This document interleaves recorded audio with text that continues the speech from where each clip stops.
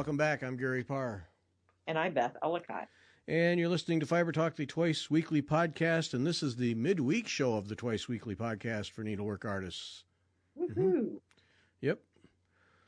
All right, we have Wednesday night is becoming, these next two Wednesday nights, you got to join us. You just got to join us. Yeah, absolutely. Yep. So Sunday, our guest was Leslie Rinchen-Wongmo, and her book is Threads of Awakening, and we talked a great deal about the book and making Tibetan thanghkas. And she is going to be on the Stitch Hour tonight. So, that is going to be so interesting because you get to see how she does the winding on the horsehair, which I am just dying of curiosity. How does she do this? Well, I tested with her to make sure all the technology would work. Mm-hmm. It's very cool. Yeah. And of course she's done it a million times, so she's like lightning, but, it's very cool how it gets done. So, and she has a really good close-up camera. So we're going to be able to see very clearly how it works and how all the parts come together. And she's got a couple of thanghkas that are portions that we'll be able to see how they go together. And and of course she's got a ton of pictures that we're going to get to look at and talk about the various thanghkas and some of the meaning and how they're put together. And this is special stuff. So come with questions. It'll be and I'm sure this is going to be fascinating. Yeah. Just interesting. Learn a different technique. Learn something new. Yep. And beautiful piece of artwork. Yep, and she's a wonderful lady and more than willing to share information. So it's she's just ask questions. She's here to let you know how it's done. It's very, very cool stuff. So that's tonight, 8:00 Eastern on the Fiber Talk YouTube channel. Jeez. So join us for that, and then Leslie also kind enough to give us 2 signed copies of her new book. So that'll be that'll be the drawing tonight. So, and fair warning now, all of our drawings are just for people who participate in the live show. So if you want a shot at the book, join us, and we'll explain then how to do it. Sunday is Anne Frank of Crossing Centuries. That was fun. Some people, yes, but some people might know her as 1803 Ohio Farm Basket. I think. Right. She was a lot of fun. Very interesting. Yeah, because we talked as much about weaving baskets as we did about reproducing samplers. Mm-hmm. Yeah, learned a lot about baskets. Wow. Yeah, fun. It was very interesting. Yep. So Anne Frank on Sunday, and then next Wednesday.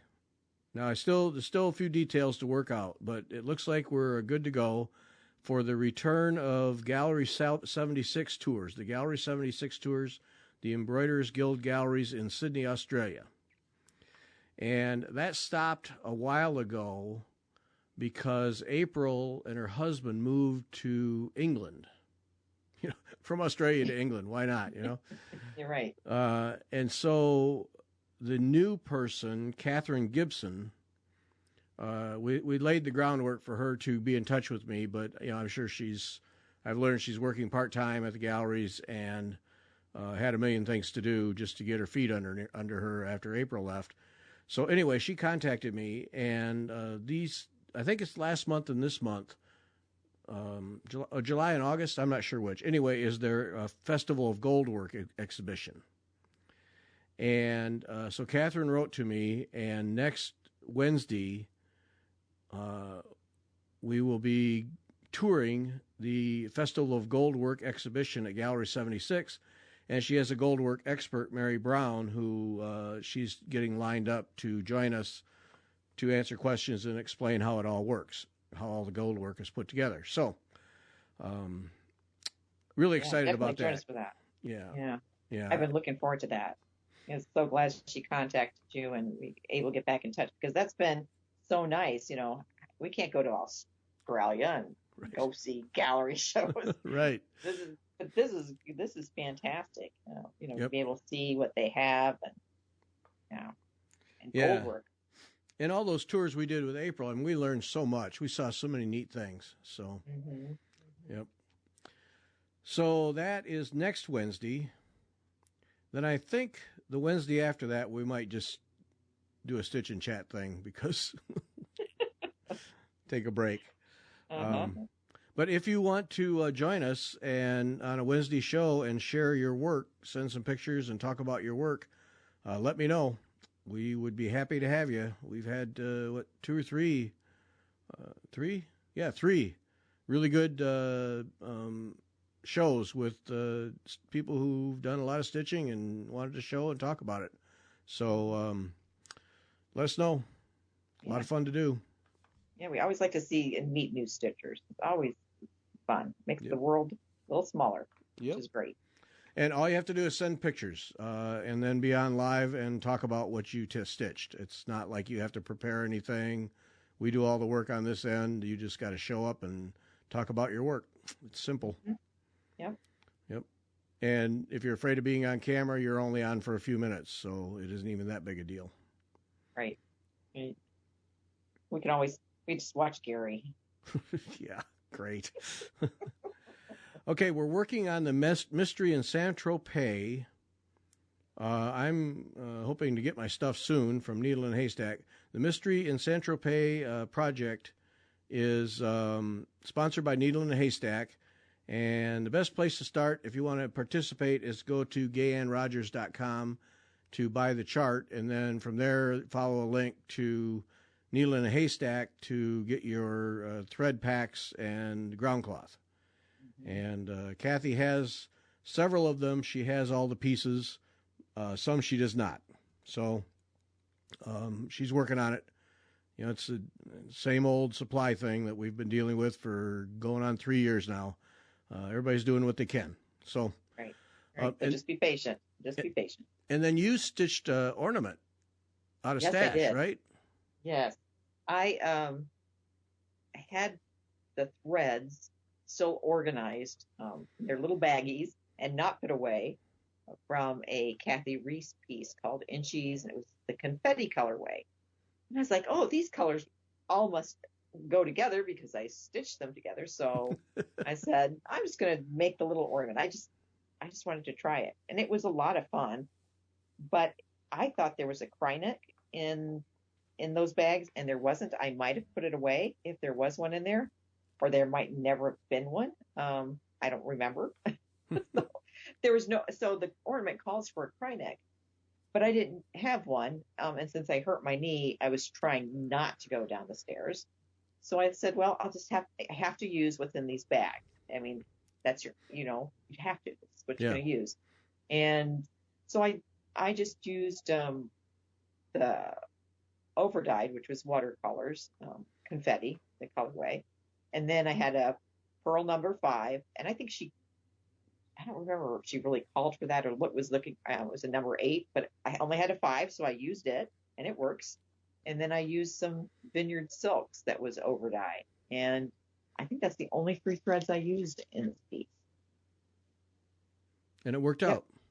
And it worked out. And it worked out beautifully, I thought. I mean, the colors, I like them. And it was nice to have that little challenge that, I couldn't go and look for different stash and change something else. I was like, no, just use what you have. Just use that. And it was a lot of fun. It was a lot of fun. And so now I've got to go downstairs and look for something for another project. So when I go down, I'm going to get another piece of canvas and do it again, make the same ornament again. Okay. With the same, maybe even the same thread packet, and see if I can make it totally different. Oh, okay. And see if I can just, by changing a couple of the colors, a couple of the threads. So, while you're down there, just bring everything up and be done with it. No. I think my husband might kill me if I did that. He's like, "What are you?" And then bringing it up, that would be very bad on my knee. No, Yeah, we won't do that. Yeah, no, we won't try that one. We won't try that one. A piece of canvas, that's a different story. But yeah, yep. But it was fun. I think people don't realize how easy it is to change these things for Gay Anne's projects. I didn't have what she called for, so I just used what I had. And so if people are afraid of that, you could, if I had wanted to, I could have used a floss, even a DMC floss, and some of it I could have just laid the threads instead of using their pearls. They don't need to be laid as much. So, you can use what you have. There is that option too, or substitute things in. Yeah. Well, that's kind of the purpose of the whole thing anyway, and that's Gay Anne's mantra. If something goes wrong, don't tear it out. How can you make it work? And right. Yeah, but that is an interesting challenge. I got to work with the threads that are not in the basement stash, and make it happen. And the table in front of me, and I knew they would work because they had worked for another project. Right. But it did cause a little bit of a challenge. Yeah. So, yeah. Yep. Yeah. Very cool. So we'll be, as soon as I get my stuff from Kathy, we'll be underway. But you can start any time. It's not like you have to wait for me, for crying out loud. Right. Right. Yeah. So that's fun. That's cool. Mm-hmm. Yeah, yours came out really nice. There'll be a picture somewhere in the posts for this podcast. But yeah, it came out really nice. Mm-hmm. Oh, but I got to tell you, what did Gay Anne say? It took her a half a day to do both the front and the back of the small ornament. Yeah. No. No. Just so you guys know, no. No. No. Maybe for you, Gay Anne, but not for me. Yeah, no, I didn't buy that for a second. Yeah, if I'm Gay Anne Rogers, sure, yeah, but no. Didn't buy that for a second, no. Nope. But I will say I started on the Lady Mary geometric from Gay Anne.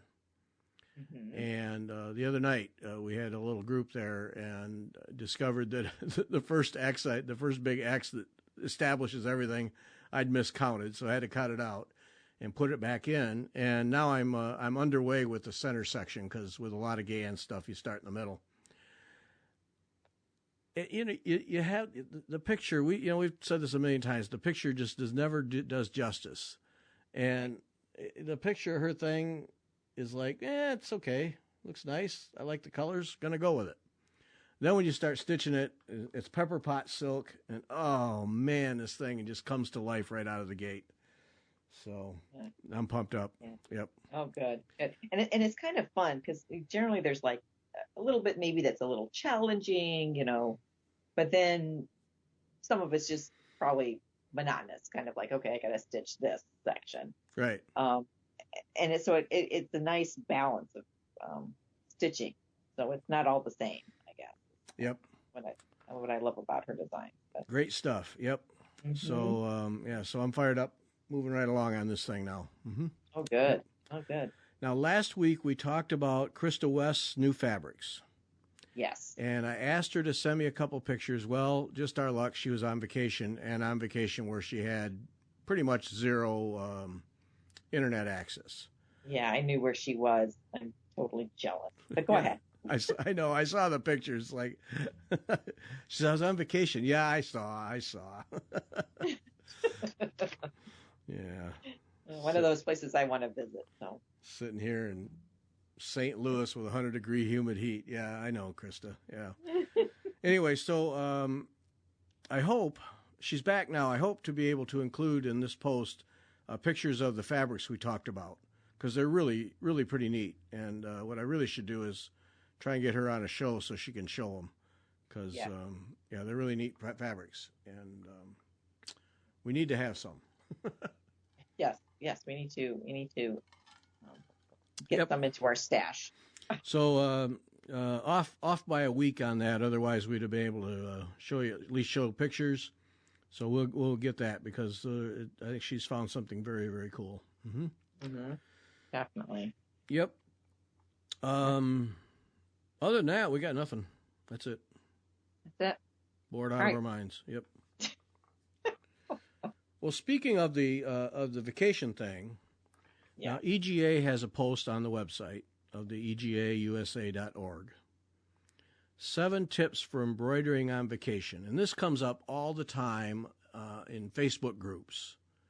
Mm-hmm. You know, people traveling and what can I take and what can't I take, and it gets answered, you know, every time. But you appreciate that, you know, people new to the hobby or who have never traveled never traveled with a stitching and want to do something. So the EGA people put together 7 tips, and I thought the first one was obvious but important. Keep it small and simple, and something you can do in a hoop or a small canvas. Right.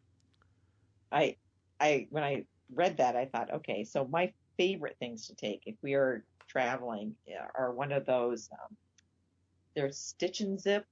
I used to be able to get them at the big box stores. I don't know if they still carry them, but everything's in there. It's got it's got floss, it's got a needle, doesn't have scissors, and they're generally eyeglass cases or little card cases. And I love taking those because, again, it's small, everything's there, and actually they're not that expensive. So let's say you lose the whole stinking thing on your travels, which, you know, has happened. You're not that much money. You know, it's not like you're taking your silks and your, or very expensive painted canvas. This is, fairly inexpensive piece. And yet, for me, it's hours of enjoyment. It's pretty mindless too. So that way you can enjoy your vacation time, with family and friends. So that it's, you're not distracted with your stitching. Just something to keep your hand. For me, it's something to keep my hands busy. Yeah. That's what I use it for. Yeah. Don't take your 12 by 14 sassafras sampler reproduction sampler with $200 worth of silks and your frame and your charts. No.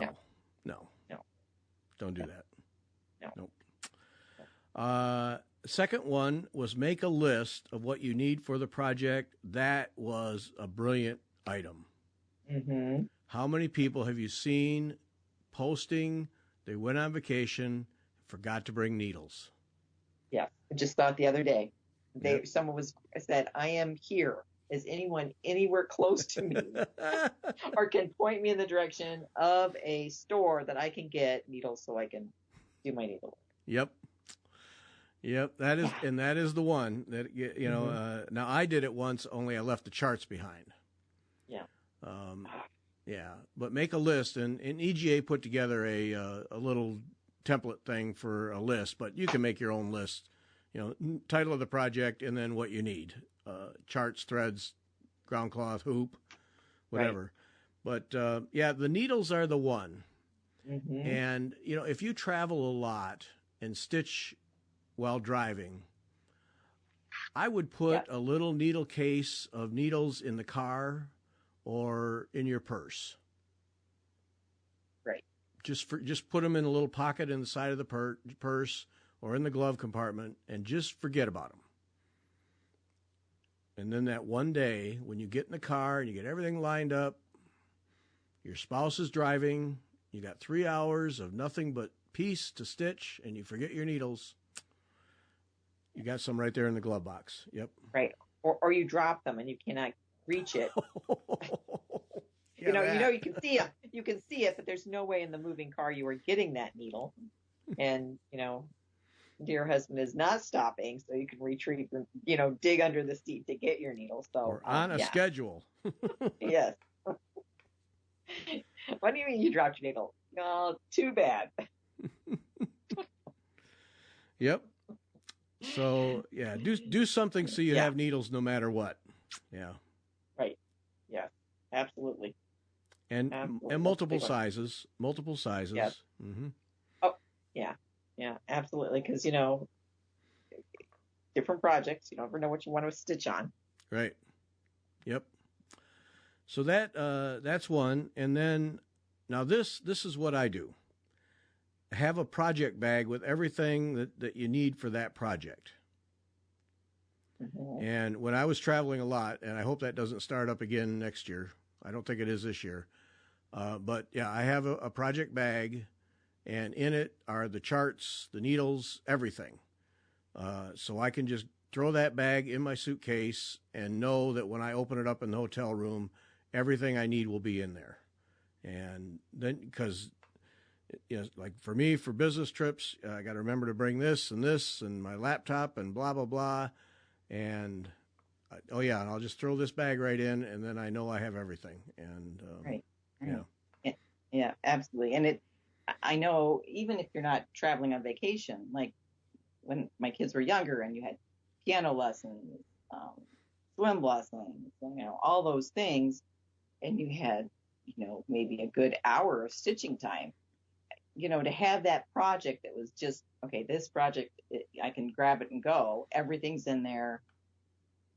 It was just nice. It's just nice to have that, available to you. Yep.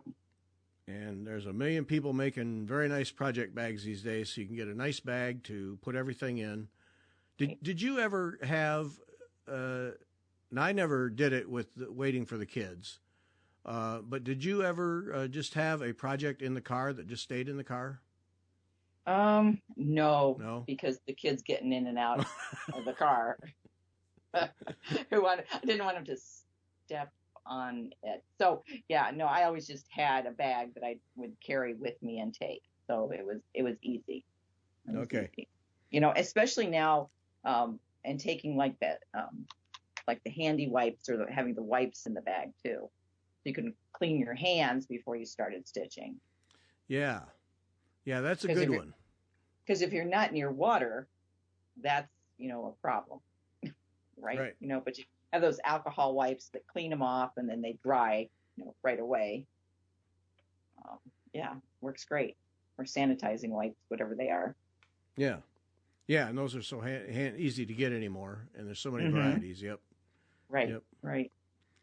So yeah, so that I think a list of 7 things, but to me, it could easily just be a list of 1, and that is make up a project bag, and if you're the female type and you have a purse, put it by the purse, and then when you go out the door, you just grab both. Yeah. Right. Yep. Right. Yeah, and or in a backpack or whatever you carry. And the other thing is now is a good time. I always used to carry the school scissors, the cheapy, blunt-ended school scissors, especially if we were flying. We didn't fly a lot, but you didn't care if you lost those. When they got dull, you threw them away. But they were very, very expensive. Or if you lost them, kids borrowed them out of my bag. You didn't have to worry about them. Right. And so now's the time to get those, they're all on sale. I've got to replace all the ones I have because they're all getting really dull. Please don't cut anything. But they're nice because you don't care if you lose them, especially if you're flying. Right. You don't want to take your Dobos on the airplane. No, you do not. No, you do not. Mm-mm. No. No. I wouldn't even advise taking your Dobos if you're driving. Yeah. Just, all you need is for them to slip out of the bag or something. And, they're, the $50 pair of scissors are left somewhere. And yeah, don't do it. Yeah. The school scissors, I get the little $3, $4, cheap scissors at needlework stores. They usually have them in a small bucket at the cash register, plastic colored handles.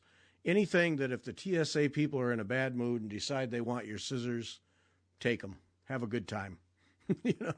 Right. You just don't care. Yep. All right. Some people take dental floss and use the little cutter on that to cut threads. Mm-hmm. That's one thing.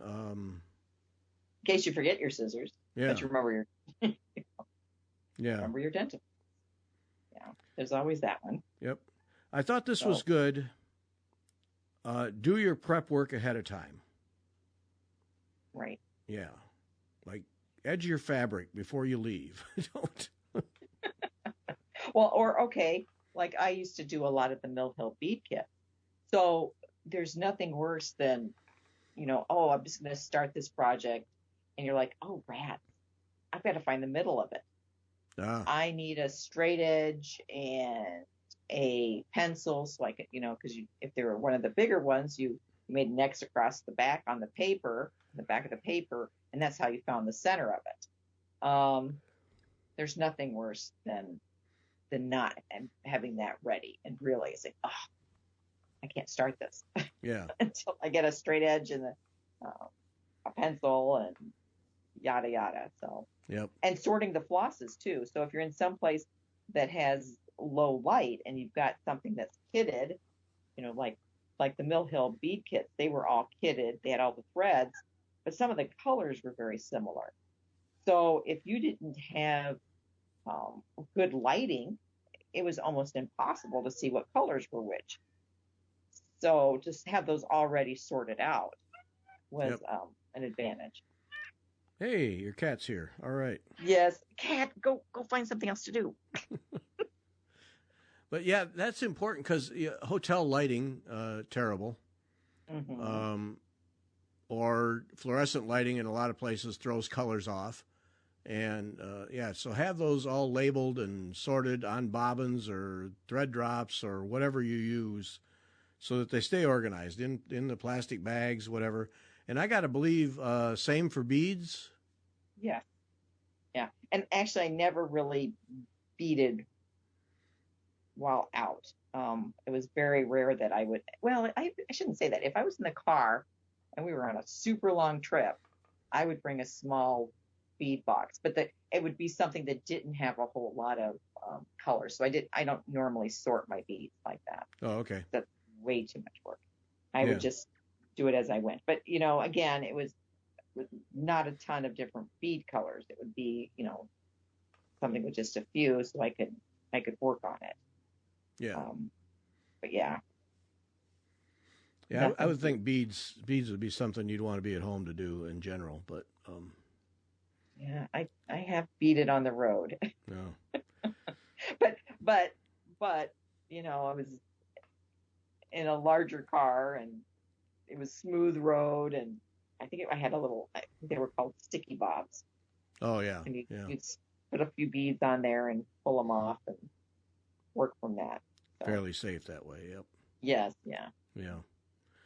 The one they have here, check with the TSA, particularly about scissors. Well, you don't really need to check with the TSA. Just take small, cheap scissors. That's really the only thing I've ever heard of that they cared about. They don't care about the needles. No. But just take small, cheap scissors, and you can take all the cloth you want. I mean, you haul a suitcase full of clothes. What's the difference? Right. So to me, I've never felt like there was a need to check with TSA. Just the scissors are the one. That's the one they're going to view as a weapon.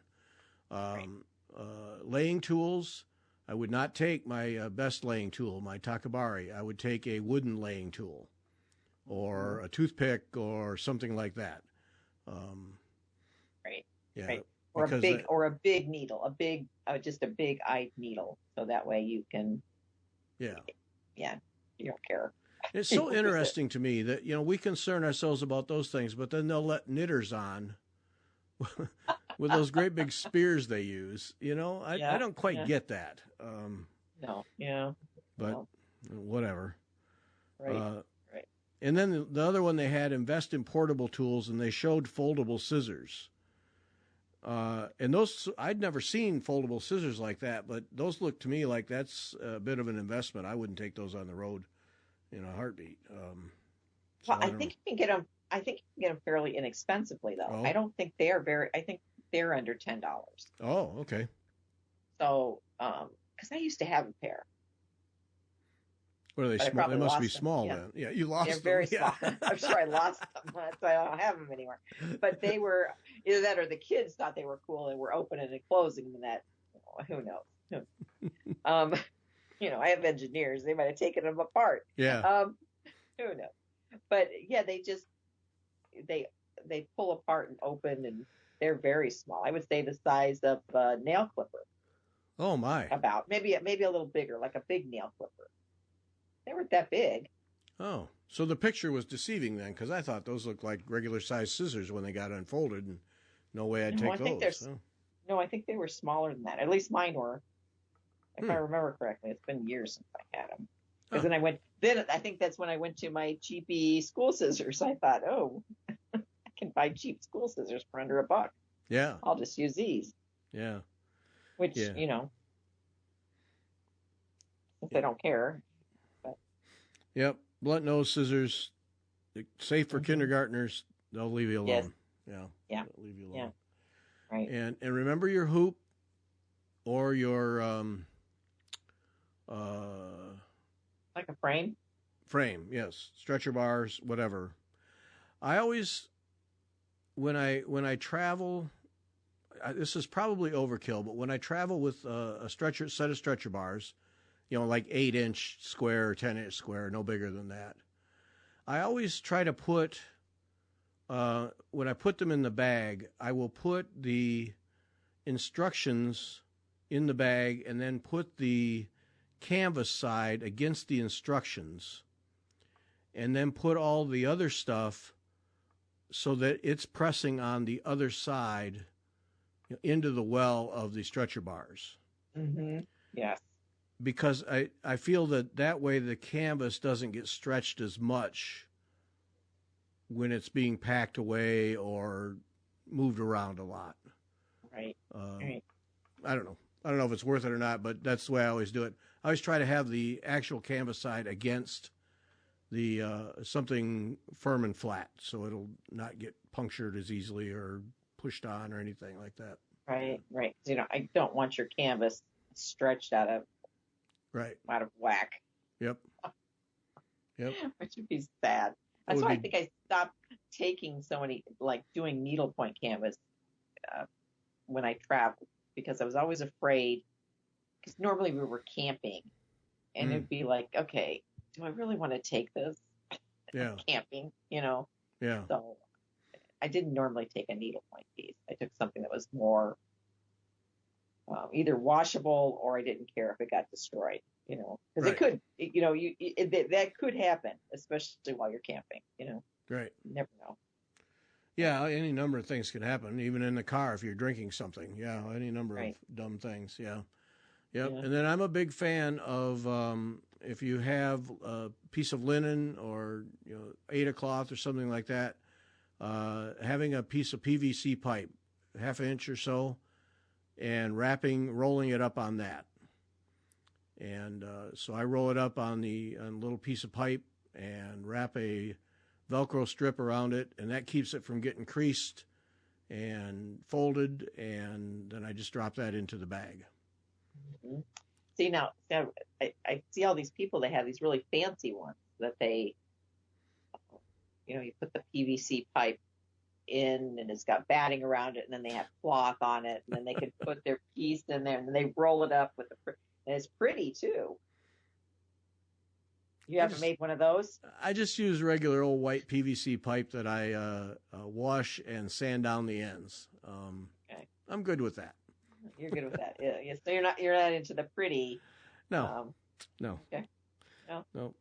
You go into Home Depot and they have a rack there of 2-foot long pieces of pipe that they've cut, and you just get one and take it home. And if you have to cut it shorter, you can do that with a hacksaw, and it's pretty simple. Yeah. Okay. Less bulk, less stuff. Yeah. Yep. But that's traveling. Even if I think even if you're on vacation, with the family and you're out doing things all day long, in the evening, to be able to sit down and stitch, nice relaxing thing. Right. Yeah. It's a nice way to calm down after a busy day. And Yeah. it just is. Even if you're, right. Even if you're traveling with family and on the go, it is. It is nice. Yeah. Kids want to go swimming? Go ahead. I got something to do right here. Have a good time. Right. Just come back in one piece. That's all we ask. Yes. Yes. Please. Yep.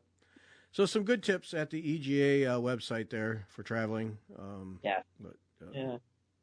yeah, take your needlework along. Have a project for travel. Yep, you'll enjoy it. Yeah. Yep. So there we have that. And then I was thinking the other day, if I were to rate myself as a stitcher, where would I put myself on the old, on whatever scale? Mm-hmm. Certainly not beginner, certainly not professional by any stretch. Somewhere in the middle, scale of 1 to 10. 10 is Jenny Aiden Christie, whatever. Right. I don't know. 6, maybe a 6. Yeah. And I guess I never think of it in those terms, 1 to 10, because I think some things I'm definitely down at the lower end. When I think of my white work skills, I mean, those are gold work, things that I've tried maybe once or twice, and I'm like, I'm not very proficient at those.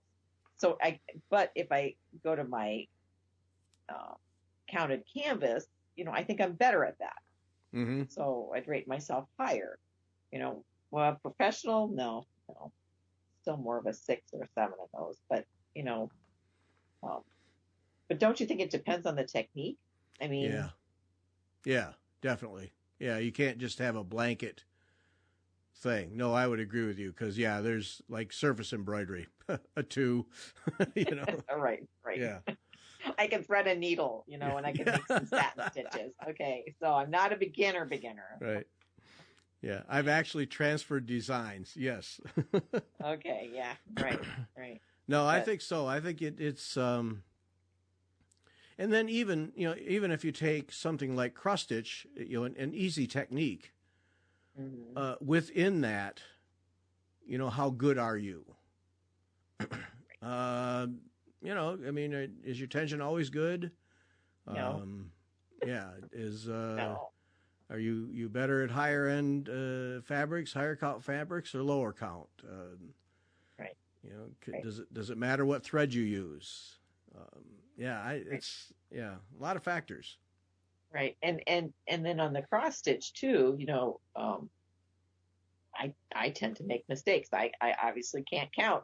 So I'm working on the porte-a-fete, and I'm like, I noticed I was off by a single thread. Now it's on 53, 63 count, whatever that is.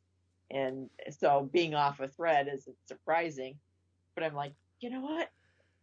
The little girl who was stitching this probably didn't care. I'm just going to keep going. Right. And so, or I'll go over 3 instead of 2, and I'll notice it later. I'm like, I am not ripping that out. It's staying in. The little girl would have left it.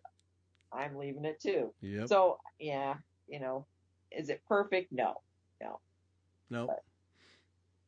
No, that's just it. And but then I gotta believe that if you took say Karen Kluba.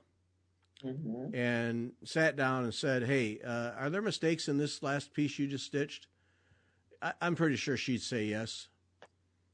And she would have that same reaction. Yeah, and? So, right.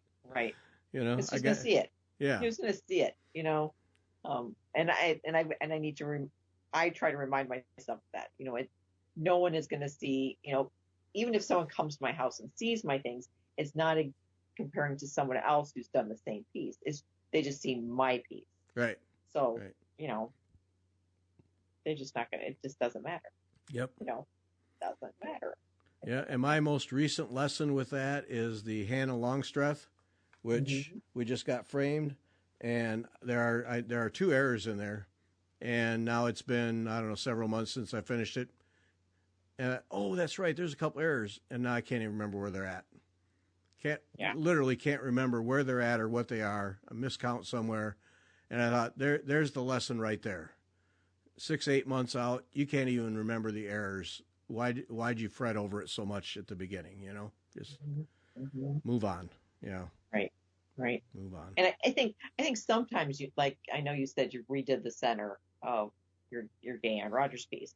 Yeah. And on this little ornament, I was having a problem with the outside border, counting it. I thought I was right, and it was totally off, and I had to take it out because if I didn't get that border right, then the inside wouldn't fit right, and I wouldn't be able to make it into a two-sided ornament. Yeah.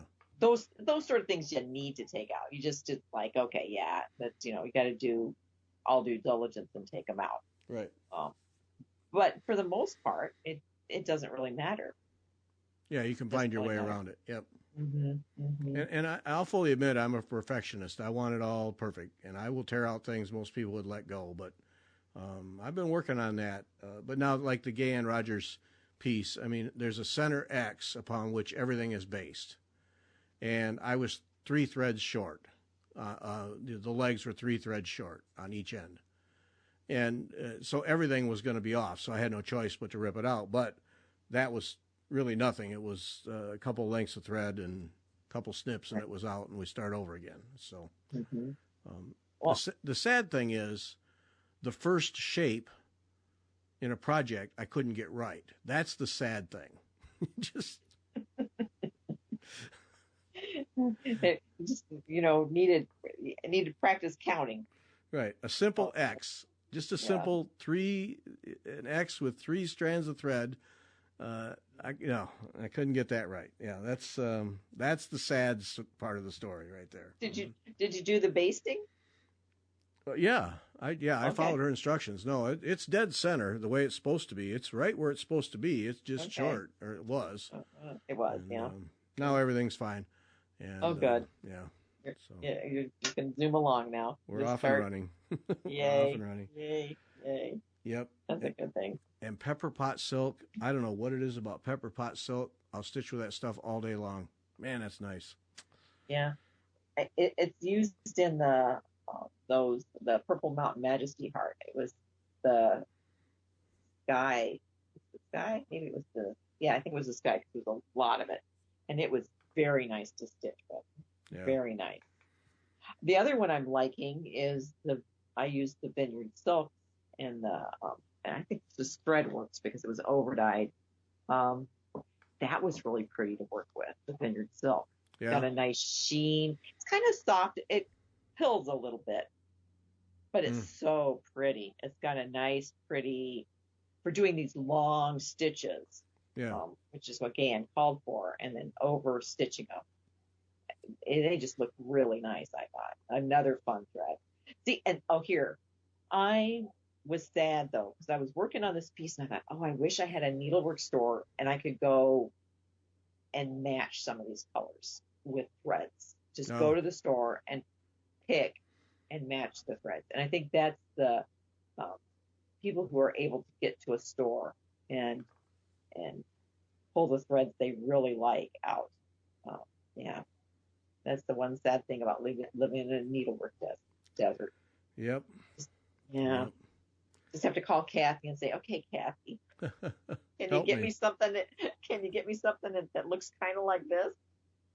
Yep. Yeah. Use the experienced shop owner as your eyes. Yep. Mm-hmm. Right. Because I have to. But, yeah. That's the problem. But you're not alone there. Yeah. Mm-hmm. Not the only one. Yeah, I am. The first time I used pepper pot silk was the Lady Edith chart from Gay Ann.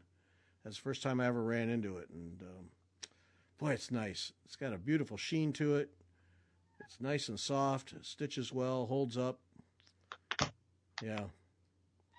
Anytime I'll use that. Mm-hmm. Yeah, it's a nice thread. It is a very nice thread. Well, I think we have it right there. Mm-hmm. That's it? I think that's going to be it. I do. Right. Do join us tonight. Do not miss it. Leslie Rinchen-Wongmo. It is needlework. like you're not going to see anywhere else. Mm-hmm. Yeah, you're going to learn something for sure. Yep. When they're using horsehair to make cord to couch down, you're in a different level of needlework. Mm-hmm. Yes. Yeah. Yeah. Yep. And no, they're not going and cutting the tails off of living horses. No. Doesn't happen that way. But I did ask her about that when we were, and we'll talk about that a little bit, where you get horsehair, because it has to come from the tail because that's the longer hair. And so she explains all about that. You know, no horses were hurt in this movie. Oh, good. Yeah, but it's interesting how they do it. So that another tease for tonight. Another tease. Yeah. Mm-hmm. Yeah. And you definitely want to listen because we're giving away some books. Yep. 2 of them. I want to listen live. Yep. And that's a book you want to read. Mm. Yes. Yep. It is. You'll learn something. All right, 8 o'clock Eastern Time on the YouTube channel. Join us. Don't miss it. It is cool stuff. And Leslie is just a wonderful lady and fun to talk to. The test of the technology was a 15-minute test that lasted an hour. So, I learned things. And, So make sure you have a drink. Yes. You're ready. Yes. A beverage is essential. Mm-hmm. Yes. Mm-hmm.